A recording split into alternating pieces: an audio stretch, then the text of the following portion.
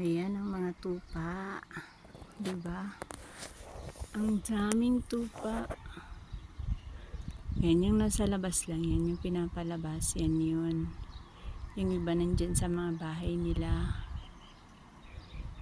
Ayan. Ang tupa ba, diba? Tapos ganyan. Ganyan daw yung mga old house dati. Oh, old house dati. Old nga eh. Kaya dati yun, diba?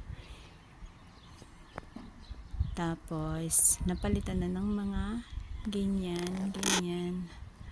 Sana ganyan lang kaliliit yung bahay ng amo ko, no? Diba? Kaso hindi eh. 5 ganyan kalaki. Ganon. Diba? Ang galing.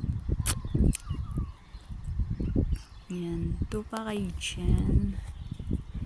At kabundukan. Aha. Ganyan lang. Bundok lang. Tapos mga dates. Ayan na dates. Yan. Pero dyan lang yan sa ano. Sa tabing bahay. Sa next. Nagagala tayo. Gagala ako doon sa may farm. Ng dates. O diba?